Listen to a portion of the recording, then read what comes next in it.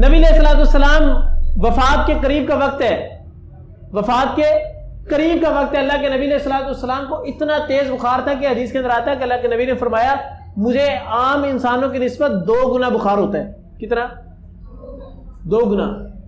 اللہ کے نبی جب آخری وقت میں تھے نا تو اللہ کے نبی نے پانی بلایا، پانی منگوایا اور 2 مشکیزیں 2 ٹینکیاں پکڑ کے پانی کے اپنے اوپر بہائیں، ٹھنڈے پانی کی، لیکن بخار کم ہونے کا نام نہیں لے رہا تھا. اللہ کے نبی کو مسجد لے کے جایا جا رہا ہے، ایک سائڈ پہ حضرت عباس ہے، دوسری سائڈ پہ حضرت علی ہے، دونوں کے کندھوں پہ ہاتھ رکھے.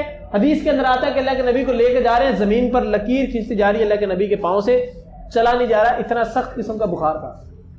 اور جب وفات کے قریب کا وقت آیا، جب یہ بخار پورے عروج پہ آ گیا تو اللہ کے نبی عائشہ رضی اللہ تعالیٰ عنہ کی گود میں سر رکھ کے فرماتے ہیں کہ عائشہ، اللہ تعالیٰ نیست و نابود کرے یہود و نصارہ کو جنہوں نے اپنے انبیاء کی قبروں کو عبادت گاہ بنا لیا.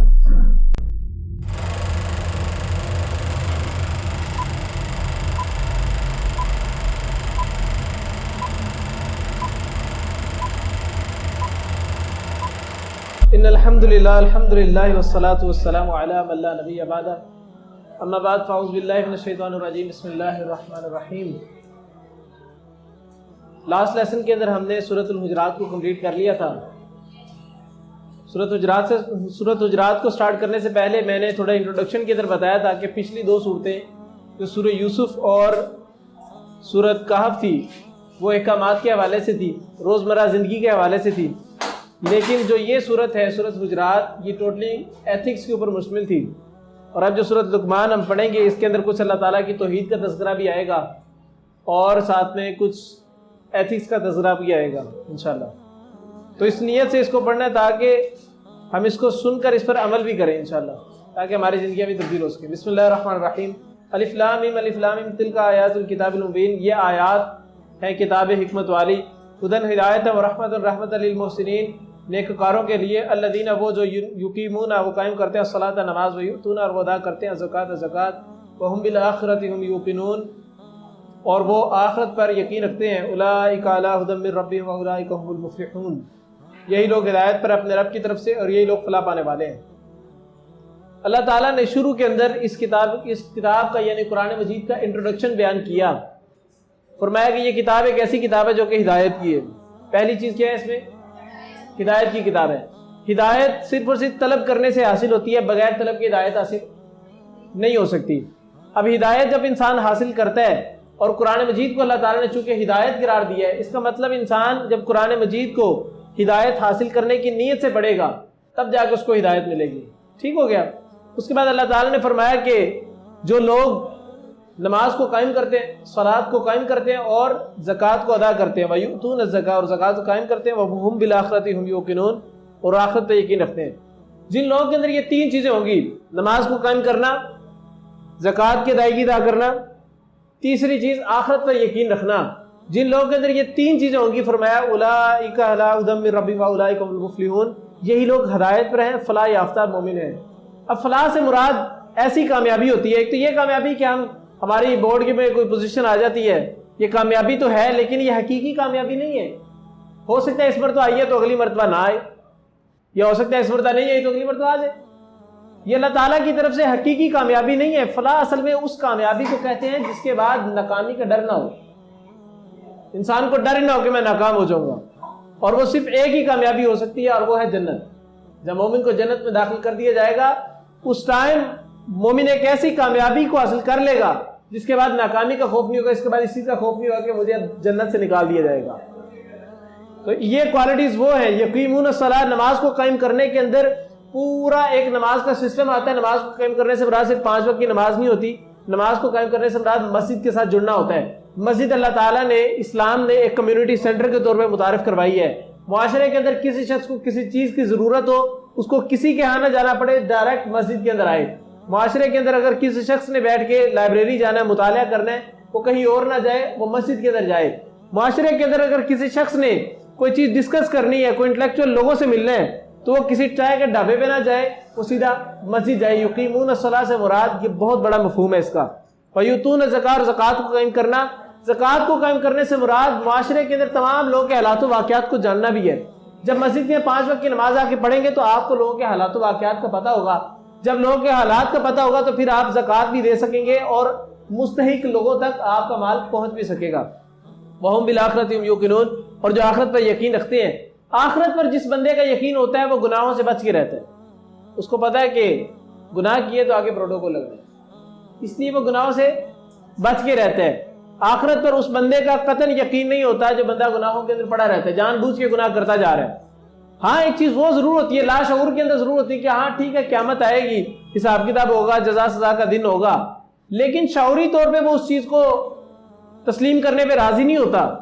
اگر وہ یقین جانتا ہوتا کہ بھئی قیامت آنی ہے اور مجھے حساب کتاب ملنا ہی ہے ملنا ہے, تو پھر کبھی بھی وہ گناہ نہ کرے انسان. اللہ تعالیٰ نے فرمایا وَمِنَ النَّاسِ, اور لوگوں میں سے کوئی ہے, مَن یشتری, جو خریدتا ہے, لہو الحدیث, کھیل تماشے والی بات, لیضل, تاکہ بھٹکائے, عن سبیل اللہ, راستے سے اللہ تعالیٰ کے, بغیر علم, بغیر علم کے, وَيَتَّخِذَهَا, اور وہ بناتا ہے اسے, ہزوا, مذاق, اولئک لہم عذاب مہین, یہی لوگ ان کے لیے عذاب ہے ذلیل کرنے والا. اللہ تعالیٰ نے یہاں پر فرمایا کہ اور لوگوں میں سے کوئی ہے جو خریدتا ہے لہو الحدیث, کھیل تماشے والی بات. لہو الحدیث سے مراد مفسرین نے جو مفہوم لکھے ہیں وہ لکھے یہ ہیں, گانے بجانے کے جتنے آلات ہیں, میوزیکل انسٹرومنٹس, وہ سارے کے سارے لہو الحدیث کے اندر آتے ہیں. جو لوگ آج بھی کچھ ایسے نام نہاد دیندار موجود ہیں جو کہتے ہیں کہ نہیں جی میوزیکل انسٹرومنٹ جائز ہے, کوئی بات نہیں ہے. جس طرح مثال یہ دیتے ہیں کہ نبی علیہ السلام جب ہجرت کر کے مدینہ گئے تو چھوٹی بچیوں نے دف بجائی. وہ کہتے ہیں دف بجانا ایک خوشی کی علامت ہے, تو خوشی انہوں نے منائی. کہتے ہیں کم سے کم خوشی کی علامت جو سی ہے وہ دف بجانا, زیادہ سے زیادہ آپ جو ڈھول بجائیں جو مرضی کریں. وہ اس طرح کی باتیں بھی کرتے ہیں. اللہ تعالیٰ نے لہو الحدیث کا تذکرہ کر کے فرما دیا کہ تمام قسم کے میوزیکل انسٹرومنٹ حرام ہے. کیوں؟ کیونکہ لوگوں میں سے کچھ ایسے لوگ ہیں جو ان چیزوں کو خریدتے ہیں. مقصد کیا ہے ان سب ساری چیزوں کے کرنے کا؟ فرمایا لیضل عن سبیل اللہ, تاکہ وہ بھٹکائے اللہ تعالیٰ کے راستے سے, بغیر علم, بغیر علم کے. اب آپ اگر یوٹیوب پہ جا کے تھوڑا سا ریسرچ کریں, یہ جتنے بھی میوزیکل برانڈز ہیں, میوزیکل بینڈز ہیں, ان کی آپ تھوڑی سی ڈیپتھ کے اندر جائیں گے تو آپ کو ایک چیز کامن ملے گی کہ یہ سارے کے سارے میوزیکل انسٹرومنٹس جو کہ میوزیکل بینڈز کے اندر موجود ہوتے ہیں, جہاں پر گانے بجائے جاتے ہیں, جو کہ سنگرز کے پورے گروپس موجود ہوتے ہیں, وہ سارے کے سارے فری میسنز کے ساتھ کنیکٹ ہوتے ہیں, وہ سارے کے سارے علومناتی کے ساتھ کنیکٹ ہوتے ہیں, وہ سارے کے سارے شیطان کی عبادتیں کرنے والوں کے ساتھ کنیکٹ ہوتے ہیں. ایک ٹرم ہے, اس کا مجھے نام نہیں یاد آ رہا. کچھ سانگز ایسے ہوتے ہیں جن کو اگر پلے بیک کیا جائے نا, الٹ کیا جائے ان کو, تو باقاعدہ پوری پوری لائنز کہی جاتی ہیں. جس طرح جسٹن بیبر کے کافی سانگز ایسے تھے جس کے بارے میں لوگوں نے کہا کہ یہ جو ان سے ہیں, اس کے آپ سانگز جب اس کو الٹا کر کے سنیں گے اور سلو سپیڈ سے سنیں گے تو آپ کو باقاعدہ جو ان سے ہے نا وہ آوازیں آئیں گی, آئی لو سیٹن, آئی لو شیطان, اس طرح کے الفاظ وہ باقاعدہ کہتے نظر آتے ہیں. 666 کے ورڈز بار بار یوز ہوتے ہیں, 999 کے ورڈز بار بار یوز ہوتے ہیں. یہ ساری چیزیں کیا ہیں؟ آپ دیکھیں کہ میوزیکل برانڈ جتنے بھی ہیں ان کے جب گانے گا رہے ہوتے ہیں وہ اس طرح کے سائنس بناتے ہیں, اس طرح کے سائنس بناتے ہیں. یہ سائنس کیا ہوتے ہیں؟ آپ کبھی ان پہ ریسرچ کریں, اللہ کی قسم یہ وہ سائنس ہے جو کہ شیطانی باتیں کرنے والوں کے. آپ نے دیکھا ہوگا ٹرائنگل کا سائن, ٹرائنگل کے جو سائن ہے یہ بھی شیطانی باتیں کرنے والوں کے سائن ہے. انہوں نے باقاعدہ اپنے یہاں پر جو ان سے ہے یہ سائنس بنائے ہوتے ہیں, ٹرائنگل بنائی ہوتی ہے, اس کے اندر 2 لائنز لگائی ہوتی ہیں, اور باقاعدہ وہ اس طرح محسوس ہو رہا ہوتا ہے جس طرح ایک ڈھانچہ سے بنا ہوتا ہے, ایک کھوپڑی سی بنی ہوتی ہے. آپ نے اکثر وہ تصویریں بھی دیکھی ہوں گی, ایک گائے کا سر سا ہوتا ہے اور اس کے اوپر بڑے سارے سینگ ہوتے ہیں, اور نیچے جو ان سے ہے وہ جسم بکرے کا ہوتا ہے, اور پیچھے پر نکلے ہوتے ہیں. وہ کون ہے؟ یہ وہی تو چیز ہے جس کے بارے میں جس کے لوگ شیطانی لوگ یہ باتیں کرتے ہیں. یہ وہی شیطان ہے جس کی لوگ عبادتیں کرتے ہیں, جس کا میں نے سورۃ کاف کے اندر تذکرہ کیا تھا کہ شیطان نے جو ان سے ہے وہ اپنے چیلوں کو پٹی پڑھائی تھی کہ ایک جھوٹے خدا نے انسان کو جیسا قید کیا ہوا تھا. یہ وہی شیطان ہے جس کی باتیں کی جاتی ہیں. ان گانوں کے اوپر تھوڑی سی ریسرچ کریں تو آپ کو یہ چیز بابر ہو جائے گی کہ ساری کی ساری چیزیں انسان کو الہاد کی طرف لے کے جاتی ہیں, انسان کو ایتھیزم کی طرف لے کے جاتی ہیں, انسان کو اللہ تعالیٰ سے دور کرتی ہیں, اور انسان کو شیطان کی عبادت کے قریب تر لے کے جاتی ہیں. میں آپ کو ایک چیز بتاتا ہوں, بڑا اچھا, میں ایک جگہ بیٹھا تفسیر پڑھ رہا تھا تو ہمارے ایک شیخ کہنے لگے کہ میوزیکل انسٹرومنٹس اور شیطان کا, جنات کا اتنا گہرا قسم کا تعلق ہے. کہتے ہیں ایک رات, رمضان کی رات تھی, ایک گھر کے اندر ہمیں کسی نے بلایا کہ ہمارے بچے کے اندر جن آ گئے. کہتے ہیں کہ گئے اور جا کے رقیہ شریعہ پڑھ رہے ہیں, قرآن مجید کی تلاوت کر رہے, اس کے پاس بیٹھے. وہ جن اتنا پاورفل تھا کہ نکلنے کا نام نہیں لے رہا تھا. کہتے کہ 4 سے 5 گھنٹے ہم نے لگا کے تلاوت کی. جب وہ جن نکلنے والا تھا اتنے میں کیا ہوا کہ سحری کا ٹائم ہوا اور باہر وہ پیپا سا لے کے بندہ آیا اور اس نے جب پہلی مرتبہ پیپا بجایا کہتے ساری کے ساری 5 گھنٹوں کی محنت صرف اس کے ایک مرتبہ بجانے کے اندر ضائع ہو. ابھی یہ میوزیکل انسٹرومنٹ نہیں ہے, ابھی یہ صرف پیپا سا تھا جو انہوں نے بجایا تھا. اتنا گہرا تعلق ہے شیاطین کا اور میوزیکل انسٹرومنٹس کا. اور ہم معذرت کے ساتھ کہ بائک بھی چلا رہے ہوتے ہیں تو کانوں میں ہیڈ فری لگا کے گانے سنتے رہیں گے, نہ جانے اگر راستے کے اندر ایکسیڈنٹ ہو جائے, موت آ جائے تو کس حالت کے اندر اٹھیں گے. کبھی تصور کیا؟ ٹریول کرتے ہیں دوسرے سٹیز کے اندر, ٹور پہ جاتے ہیں اور جناب بڑے بڑے اسپیکرز رکھ کے ہم بسوں کے اندر اور گاڑیوں کے اندر گانے لگائے ہوتے ہیں اونچی اونچی آواز سے, اور وہ کتنے قسم کے ماشاءاللہ سے, اللہ ہی بچائے ہمیں ان چیزوں سے, کہ وہ کتنے انڈین برانڈز ہیں جن کے بارے میں ہم سنتے ہیں کہ وہ ہر کسی نے وہی گانے لگائے ہوتے ہیں. اچھا ہمارے سارے نا ایک بھیڑ چال ہے, ایک گانا کی ریلیز ہو گیا انڈین پنجابی گانا اور وہ ساری عوام نے ساری دنیا نے وہی سننا شروع کر دینا, تھوڑی دیر بعد نیا گانا ریلیز ہونا ساروں نے وہی سننا شروع کر دینا. یہ ساری کی ساری شیطان اللہ تعالیٰ سے دور کرنے کے طریقے ڈھونڈ کے رکھتا ہے. شیطان بار بار نئی نئی چیزیں لے کے آتا ہے, کیونکہ شیطان وہ شخص ہے, وہ ذات ہے جو دنیا میں سب سے انٹلیکچوئل ہے. ہمارے ماں باپ ہوتے ہیں, ہم کہتے ہیں کہ بڑوں کی جو بات ہوتی ہے نا وہ ٹھکرانی نہیں چاہیے. کیوں؟ کیونکہ ان کے پاس تجربہ بڑا زیادہ ہوتا ہے. ایسا سنا ہے نا ہم نے, شیطان نے بابا آدم سے لے کے آج تک کے جتنے انسان گزرے ہیں ساروں کا تجربہ شیطان نے حاصل کیا ہے. کیا ہمیں بھٹکانے کے لیے وہ مختلف قسم کی چالیں نہیں چل سکتا؟ جب چل سکتا ہے تو ہم اس کے چکروں میں کیوں آ جاتے ہیں؟ بیٹا ان چیزوں سے بچنا چاہیے. وہی اور جب تطلا پڑھی جاتی ہے اس پر آیات نہ ہماری آیات واللہ وہ منہ موڑ لیتا ہے مستکبرن تکبر کرتے ہوئے کان لم گویا کہ نہیں, یسمعھا اس نے سنا انہیں, کان گویا کہ فی اذنیہ اس کے دونوں کانوں میں وقرن کوئی بوجھ ہے, فبشرہ تو خوشخبری دے دیجئے اسے بعذاب علیم دردناک عذاب کی. اب جب اس طرح کے لوگ ہوتے ہیں جو لہو الحدیث کے اندر پڑے ہوتے ہیں, جو گانے اور سننے کی لت کے اندر پڑے ہوتے ہیں, جب ان کو قرآن مجید کی بات سنائی جاتی, جب ان کو دین کی بات سنائی تھی تو ان پہ بڑا بوجھ سا گزرتا ہے, ان کو بڑی بھاری سی باتیں لگتی ہیں, ان کو نیند سی آ جاتی ہے. جیسے دین کی بات کی جاتی ہے فوراً جو ان سے ہے ان کا وہ دل ڈاواڈول ہونا شروع ہوتا ہے, کہتے ہیں نہیں یار کیا آدھا گھنٹہ بیٹھنا پڑتا ہے, مشکل چیز لگتی ہے. اللہ تعالیٰ نے فرمایا کہ ان کے کانوں پہ بوجھ گزرتا ہے, ان کو بوجھ لگتا ہے سننا. گانے بیٹھے بے شک 4-5 گھنٹے سنتے رہے, رات کو ہیڈ فری لگا کے سن رہے ہوتے ہیں اور سنتے سنتے سو جاتے ہیں, اور صبح جب آنکھ کھلتی ہے تو کانوں میں گانے بج رہے ہوتے ہیں. مجھے ذرا تصور کر کے بتائیں, اگر رات کے وقت اللہ کے نبی صلی اللہ علیہ وسلم نے نیند کو آدھی موت قرار دیا ہے, اگر آدھی یہ موت جو ہمیں آتی ہے رات کے وقت, اگر یہی موت پوری موت کے اندر کنورٹ ہو جائے تو کل قیامت کے دن جب اٹھیں گے تب بھی ہم لوگ بھی گانے سنتے اٹھیں گے. اللہ لا تجلا. تو دین کی بات سے انکار کرنا, جب ان کو دین کی بات سنائی تو ان کے کانوں پر بوجھ گزرتا ہے, وہ انکار کرتے دین کی بات سننے سے. دین کی بات کا انکار کرنا اس طرح ہے جس طرح وہ تکبر کر رہے ہیں. اللہ تعالیٰ نے فرمایا مستکبرن, تکبر کرتے ہوئے وہ انکار کرتے ہیں اس کو سننے سے, یعنی وہ اللہ تعالیٰ کی بات کو نہیں سن رہا. اس کا مطلب ہے وہ یہ تصور کر رہا ہے, وہ اس چیز کو تسلیم کر رہا ہے کہ اللہ تعالیٰ کی بات سے بہتر میری بات ہے, یا اللہ تعالیٰ کے قرآن سے بہتر وہ گانے ہیں جو میں سن رہا ہوں, اسی لیے تو میں ان کو نہیں سن رہا قرآن مجید کو, اسی لیے تو میں تکبر کر رہا ہوں.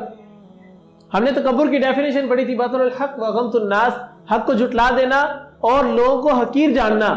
یہ حق کو جھٹلانا نہیں تو اور کیا ہے کہ دین کی بات کو قرآن مجید کو چھوڑ کے گانوں کو سننا, اور یہ لوگوں کو حقیر جاننا نہیں تو اور کیا ہے کہ ہم دین کی بات کو جو ان سے نا وہ حقیر جانتے اور اپنی باتوں کو زیادہ فوقیت دیتے ہیں. تو ان چیزوں سے بچنا چاہیے. فرمایا ان الذین بے شک وہ جو آمنوا و ایمان لے وعملوا الصالحات اور نیک اعمال کیے, لہم جنات النعیم ان کے لیے باغات ہیں نعمتوں والے, خالدین فیہا اس میں ہمیشہ رہیں گے.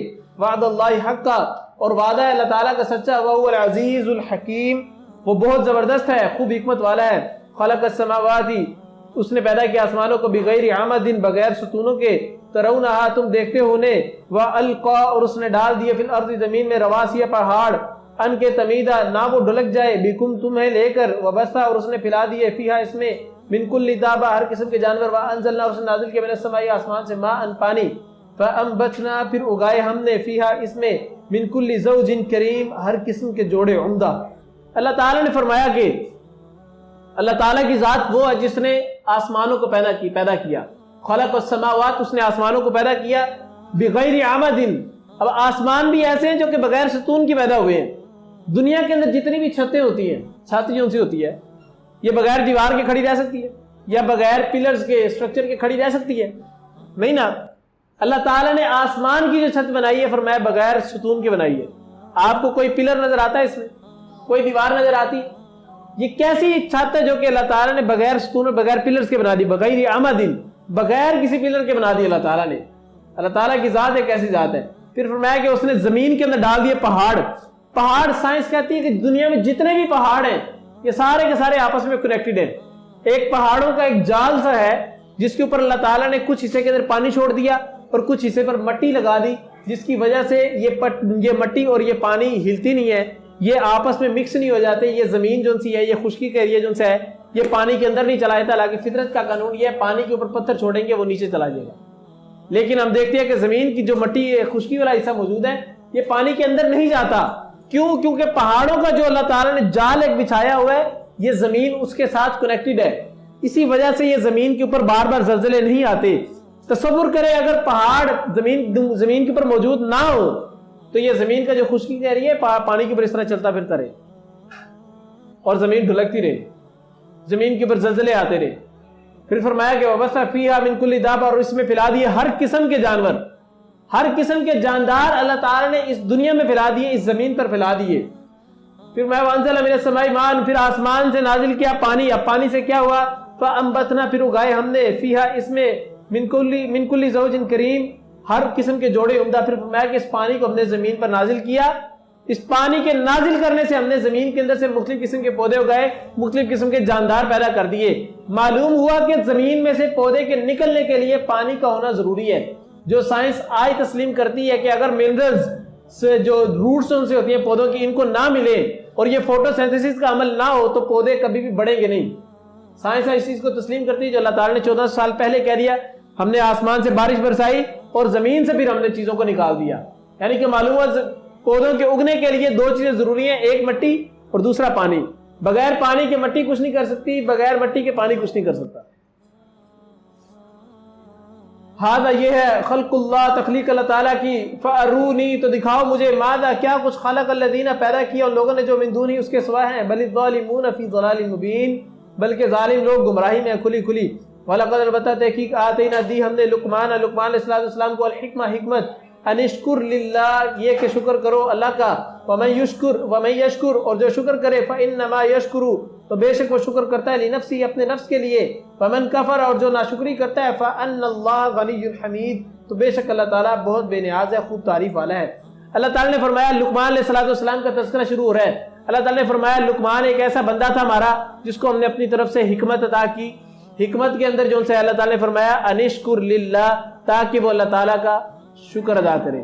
معلوم ہو اللہ تعالیٰ کوئی بھی چیز انسان کو عطا کرے، سب سے پہلی چیز جو عطا کرنے کے بعد انسان کو کرنی چاہیے وہ شکر ادا کرنا ہے. شکر ادا کرنے کے 3 طریقے ہوتے ہیں. زبان سے شکر ادا کیا جائے، دل سے تسلیم کیا جائے، اور اپنے باڈی پارٹ سے بھی جو سے ہے وہ شکر کو ظاہر کیا جائے. زبان سے تسلیم کرنا یہ ہے کہ آپ اس کا زبانی شکریہ ادا کریں، شکریہ یا تھینک یو سو مچ، یا جزاک اللہ، جزاک اللہ، جو بھی کہیں، بہرحال زبان سے شکریہ ادا کریں. دوسری چیز، آپ دل سے بھی اس کا شکریہ ادا کریں. آپ زبان سے شکریہ ادا کر رہے ہو، دل کے اندر جو سا ہوگا بس انہیں تو اپنی مرضی واسطے کیتا ہے، اس نے تو جو سے اپنے فائدے کے لیے کیا ہوگا، دل کے اندر آپ کے لیے، آپ کے اندر جو ہے اس کے لیے بغض ہو اور زبان سے شکریہ ادا کر رہے ہو، ایسی کنڈیشن بھی نہیں ہونی چاہیے. تیسری چیز، آپ کے باڈی پارٹس، آپ کے افعال سے بھی شکر ادا ہونا چاہیے. وہ اس طریقے سے اللہ تعالیٰ نے ہمیں باڈی پارٹس دیے، اللہ تعالیٰ نے ہمیں صحیح سلامت جسم دیا ہے، اس کا شکر ادا کرنا یہ کہ ہم اللہ تعالیٰ زبان سے بھی شکر ادا کریں، دل سے بھی اللہ تعالیٰ کے احسان مند ہوں، اور اللہ تعالیٰ کی عبادت بھی کریں، سجدہ ریز بھی ہوں، تاکہ ہمارے جسم سے، ان پارٹ سے اللہ تعالیٰ کا شکر ادا ہو. یہ 3 طریقوں سے شکر ادا کرنا ضروری ہے. پھر فرمایا کہ وَمَن یشکر، اور جو شکر ادا کرتا ہے، فَإِنَّمَا یشکر لِنَفْسِهِ، تو شکر اس کے اپنی ذات کے لیے ہے. اللہ تعالیٰ نے فرمایا کہ اگر کوئی شخص شکر ادا کرتا ہے تو اللہ تعالیٰ اس کو کیا کرتا ہے؟ مزید بڑھا کے دیتا ہے. اللہ تعالیٰ اس کو مزید بڑھا کے دیتا ہے. اس سے مراد یہ بھی اگر کوئی شخص شکر ادا نہیں کرے گا تو اللہ تعالیٰ جو اس کو دیا ہوا ہے، اللہ تعالیٰ جو اس کو دیا وہ اس کو چھین لے گا اس سے. ایسے ہوتا ہے کہ نہیں؟ اللہ تعالیٰ نے فرمایا جو شخص شکر ادا کرتا ہے، وَمَن یشکر فَإِنَّمَا یشکر لِنَفْسِهِ، اور جو شکر ادا کرتا ہے اس کے اپنی ذات کے لیے. کیوں؟ جب انسان کسی چیز کا شکر ادا کر رہا ہے، کسی چیز پر اللہ تعالیٰ کا شکر ادا کر رہا ہے، اللہ تعالیٰ اسی کو زیادہ دے گا نا وہ چیزیں، تو وہ اس کی اپنی ذات کے لیے ہے. معلوم ہو کہ انسان کا شکر ادا کرنا بھی انسان کی اپنی ذات کے لیے ہوتا ہے. اور اگر اللہ تعالیٰ اگر انسان شکر ادا نہیں کرتا تو اللہ تعالیٰ کو انسان کے شکر ادا کرنے کی ضرورت نہیں ہے. ان اللہ غنی حمید. اللہ تعالیٰ بے نیاز، اللہ تعالیٰ کو کسی کی ضرورت نہیں ہے. وہ اقبال نے بھی کہا تھا نا کہ یہ جو سے اللہ تعالیٰ نے زمین جنات اور انسانوں کو عبادت کے لیے نہیں بنایا، عبادت کے لیے بنایا تھا تو فرشتے کم نہیں تھے عبادت کے لیے. یہی وہ چیز ہے کہ اللہ تعالیٰ تو بے نیاز، اللہ تعالیٰ کو ضرورت ہی نہیں کسی شخص کی، کسی انسان کی، کہ انسان اس کا شکر ادا کرے، انسان اس کی تعریف بیان کرے. اللہ تعالیٰ کو ان چیزوں کی ضرورت نہیں ہے. وَإِذَا جب قال کہا لقمان نے لابنہ اپنے بیٹے سے، وہوا جبکہ وہ یعظہ وہ نصیحت کر رہا تھا اسے، یا بنیا میرے بیٹے لا تشرک باللہ نہ تم شریک ٹھہرانا ساتھ اللہ تعالیٰ کے، ان الشرک لظلم عظیم بے شک شرک یقیناً ظلم ہے بہت بڑا. اللہ تعالیٰ فرما رہے ہیں کہ لقمان ہمارا ایک نیک بندہ تھا. اس نے وفات سے پہلے اپنے بیٹے کو کچھ نصیحتیں کی. اللہ تعالیٰ کے نیک بندے تھے. لقمان علیہ السلام کوئی نبی نہیں تھے، کسی ذخیرہ حدیث کے اندر ان کو نبی قرار نہیں دیا گیا. وہ نبی نہیں تھے، اللہ تعالیٰ کے نیک بندے تھے، عام سے بندے تھے، بس نیکیاں کرتے تھے. فرمایا کہ وہ نیک بندے جو ان سے تھے جب وہ فوت ہونے کے قریب آئے ان نے اپنے بیٹے کو کچھ نصیحتیں کی. ان میں سے سب سے پہلی نصیحت وہ یہ کہ یا بنی لا تشرک باللہ، اے میرے بیٹے اللہ تعالیٰ کے ساتھ شریک نہیں ٹھہرانا کسی. دنیا ادھر سے ادھر ہو جائے، تمہیں کوئی ابلتے تیل کے اندر ڈال دے، تمہیں کوئی ابراہیم کی طرح آگ کے اندر دھکیل دے، تمہیں کوئی پچھلے انبیاء کی طرح کوئی درمیان سے چیر نہ دے آرے کے ساتھ، تب بھی تم نے شرک نہیں کرنا اللہ تعالیٰ کے ساتھ. کسی بھی حالت میں انسان اگر شرک کر لے، ایک مرتبہ زندگی میں شرک کر لے، اس کے زندگی کے تمام قسم کے اعمال ضائع ہو جاتے ہیں. اللہ تعالیٰ نے قرآن مجید کے اندر نبی علیہ الصلوۃ والسلام سے تصور کر سکتے ہیں کہ وہ شرک کریں گے؟ اللہ تعالیٰ نے قرآن مجید کے اندر نبی علیہ الصلوۃ والسلام کا تذکرہ کیا، محمد مصطفیٰ کا، ابراہیم کا تذکرہ کیا علیہ الصلوۃ والسلام، موسیٰ علیہ الصلوۃ والسلام کا تذکرہ کیا، عیسیٰ علیہ الصلوۃ والسلام کا تذکرہ کیا. اس طرح تقریباً 5 سے 7 انبیاء کا تذکرہ کیا. اور پھر فرمایا کہ اگر یہ لوگ بھی ایک بار بھی شرک کرتے، اللہ کی قسم میں سارے کے سارے اعمال ان کے ضائع کر دیں. جب انبیاء کو اتنی سخت الفاظ میں اس چیز کے بارے میں بات کی جا رہی ہے تو ہم لوگ کیا چیز ہے؟ ہم لوگ دیکھتے ہیں ہمارے معاشرے کے اندر افسوس کے ساتھ کہنا پڑتا ہے، معاشرے کے اندر دیکھتے ہیں کہ مختلف درباروں کے اوپر سجدے ہو رہے ہوتے ہیں. دیکھ کے افسوس ہوتا ہے کہ امت مسلمہ کس طرف جا رہی ہے، کہاں پہ جا کے سجدہ کر رہی ہے. سجدہ گاہ تو اللہ تعالیٰ نے مسجد کو بنایا، انہوں نے جا کے قبروں کو سجدہ گاہ بنا لیا. نبی علیہ الصلوۃ والسلام وفات کے قریب کا وقت ہے، وفات کے قریب کا وقت ہے. اللہ کے نبی علیہ الصلوۃ والسلام کو اتنا تیز بخار تھا کہ حدیث کے اندر آتا ہے کہ اللہ کے نبی نے فرمایا مجھے عام انسانوں کی نسبت 2 گنا بخار ہوتا ہے. کتنا؟ 2 گنا. اللہ کے نبی جب آخری وقت میں تھے نا تو اللہ کے نبی نے پانی منگوایا اور 2 مشکیزیں 2 ٹینکیاں پکڑ کے پانی کے اپنے اوپر بہائیں، ٹھنڈے پانی کی، لیکن بخار کم ہونے کا نام نہیں لے رہا تھا. اللہ کے نبی کو مسجد لے کے جایا جا رہا ہے، ایک سائڈ پہ حضرت عباس ہے، دوسری سائڈ پہ حضرت علی ہیں، دونوں کے کندھوں پہ ہاتھ رکھے. حدیث کے اندر آتا ہے کہ اللہ کے نبی کو لے کے جا رہے ہیں، زمین پر لکیر کھینچتی جا رہی ہے، اللہ کے نبی کے پاؤں سے چلا نہیں جا رہا، اتنا سخت قسم کا بخار تھا. اور جب وفات کے قریب کا وقت آیا، جب یہ بخار پورے عروج پہ آ گیا تو اللہ کے نبی عائشہ رضی اللہ تعالیٰ عنہ کی گود میں سر رکھ کے فرماتے ہیں کہ عائشہ اللہ تعالیٰ نیست و نابود کرے یہود و نصارہ کو جنہوں نے اپنے انبیاء کی قبروں کو عبادت گاہ بنا لیا، جنہوں نے اپنے انبیاء کی قبروں پر سجدے کرنے شروع کر دیے. معلوم ہو اللہ کے نبی آخری وقت کے اندر سب سے قیمتی بات کر رہے ہیں، اور وہ یہی کہ پرانے دور کے لوگوں نے شرک کرنا شروع کر دیا اپنے ہی انبیاء کے ساتھ. کہیں میری امت بھی تو ایسا نہیں کرے گی؟ لیکن افسوس کے ساتھ جس امت کے لیے اللہ کے نبی ساری زندگی آنسو بہاتے رہے، وہی امت اللہ کے ساتھ شریک ٹھہراتی رہی. اسی امت نے اللہ کے نبی کے حدیث کو بھی جھٹلا دیا، اسی امت نے اللہ کے نبی علیہ السلام کی باتوں کو ٹھکرانا شروع کر دیا، اسی امت نے نبی کا مذاق اڑانا شروع کر دیا. کیا یہ نبی کا مذاق اڑانا نہیں ہے کہ نبی کی بات آ جائے اور ہم کہ نہیں میرا دل نہیں تسلیم کرتا اس بات کو؟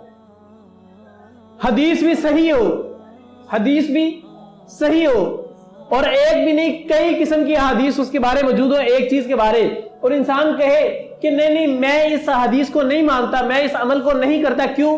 کیونکہ میرے امام نے نہیں کہا، میرے مسلک کے امام نے نہیں کہا، میرے قاری صاحب نے نہیں کہا. کیا یہ دین کے ساتھ مذاق نہیں؟ کیا یہ نبی کا مذاق اڑانا نہیں؟ اس چیز کو دیکھنا چاہیے. اللہ تعالیٰ سے دعا کیا کریں کہ اللہ تعالیٰ ہمیں شرک سے بچا کے رکھے. اللہم انی اعوذ بک من الکفر والفقر، اللہ تعالیٰ ہمیں کفر سے بچا کے رکھے اور فقیری سے بچا کے رکھے. اللہ تعالیٰ سے دعا ہے کہ آج جو ہم نے پڑھا ہے اللہ تعالیٰ اس پر عمل کرنے کی توفیق عطا فرمائے اور ہمیں شرک کی باریکیوں سے بھی بچا کے رکھے.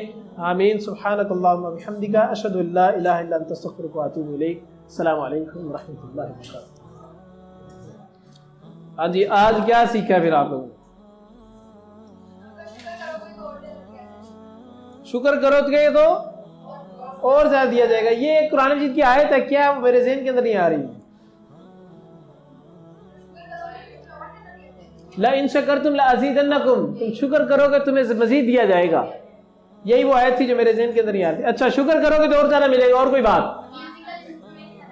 میوزیکل انسٹرومنٹس کبھی یوز نہیں کرنے چاہیے، نہ سننے چاہیے نہ بجانے چاہیے. اور کوئی بات؟ اس پہ بات کرتے ہیں بعد میں. ہاں جی، اور کوئی بات؟ اللہ کے ساتھ کسی کو شریک نہیں ٹھہرانا چاہیے. نہ باتوں کو، اللہ تعالیٰ کی باتوں کے اوپر کسی کی بات رکھنی چاہیے، اور نہ اللہ تعالیٰ کے برابر کسی ذات کو شریک ٹھہرانا چاہیے. اور کوئی بات؟ ہر حال میں اللہ کا شکر ادا کریں. مصیبتیں تو آتی جاتی ہیں، اگر انسان شکر ادا کرتا ہے اس کا مطلب وہ اس چیز پہ یقین رکھتا ہے کہ ایک وقت آئے گا جب میرا رب مجھے ضائع نہیں کرے گا، میرا رب میری محنتوں کا مجھے بدلہ دے گا. اور کوئی بات؟ نماز کو قائم کرنا چاہیے، نماز کبھی بھی نہیں چھوڑنی چاہیے. اپنے عمل سے، دل سے، زبان سے، ہر طریقے سے اللہ تعالیٰ کا شکر ادا کریں. حل جزاء الاحسان الا الاحسان، احسان کا بدلہ احسان کے علاوہ ہو بھی کیا سکتا ہے؟ یہ کوئی شخص آپ پر کوئی احسان کرتا ہے تو اس کا بدلے میں آپ کم از کم شکر تو ادا کریں. شکر ادا کریں، اس کے بعد کوشش کریں کہ آپ بھی اس شخص پہ احسان ہی کریں، پھر جا کے احسان کا بدلہ چکایا جائے گا. اور کوئی بات؟ آخرت پہ یقین رکھنا چاہیے، ہر وقت آخرت کو یاد کرتے رہنا چاہیے. محدثین کا، میں آپ کو ایک بہت بڑی بات بتاتا ہوں، محدثین کا یہ طریقہ تھا کہ وہ اپنی ایک قبر کھود کے رکھتے تھے. قبرستان کے اندر اپنے لیے ایک قبر کھود کے رکھتے تھے. ہفتے میں کم از کم ایک مرتبہ اس قبر کے اندر اندھیری رات کے اندر لیٹ کے دیکھتے تھے کہ یہ اندھیرا مجھے برداشت نہیں ہو رہا، تو کل قیامت کے دن جب میں مر جاؤں گا اس قبر کے اندر چلا جاؤں گا، منو مٹی کے تلے چلا جاؤں گا، اس ٹائم کیا برداشت ہو جائے گی؟ اس طریقے سے وہ آخرت کو یاد رکھتے تھے. اور کوئی بات؟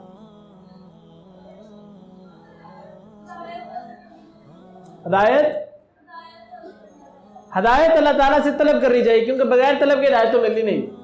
یہ کون سا کوئی سننے کی سماعت ہے، یہ جو سی ہے نا، یہ بصیرت ہے جو آنکھیں ہماری ہمیں جو سے نہ مانگنے سے مل جائیں گی، یا جو سے نہ بغیر جو سے نہ مانگے بھی مل جائیں گی.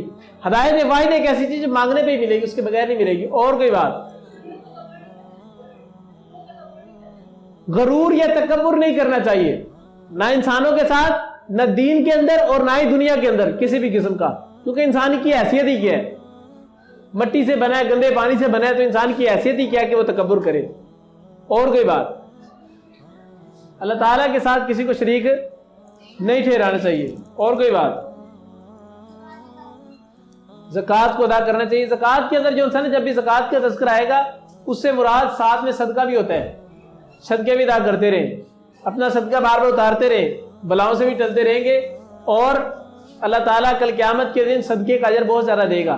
اس کی مثال اس طرح ہے، قرآن مجید کے اندر آتا ہے کہ جب جنتی جنت میں چلے جائیں گے، جہنمی جہنم میں چلے جائیں گے، تو جہنمیوں کے جو سب سے بڑی خواہش ہوگی وہ پتہ کیا ہوگی؟ وہ کہیں گے کاش ہمیں ایک سیکنڈ یا اس کے کچھ لمحے کا وقفہ مل جائے اس دنیا کے اندر واپسی جانے کا، ہم سب کچھ اللہ تعالیٰ کے راستے میں صدقہ کر رہے ہیں.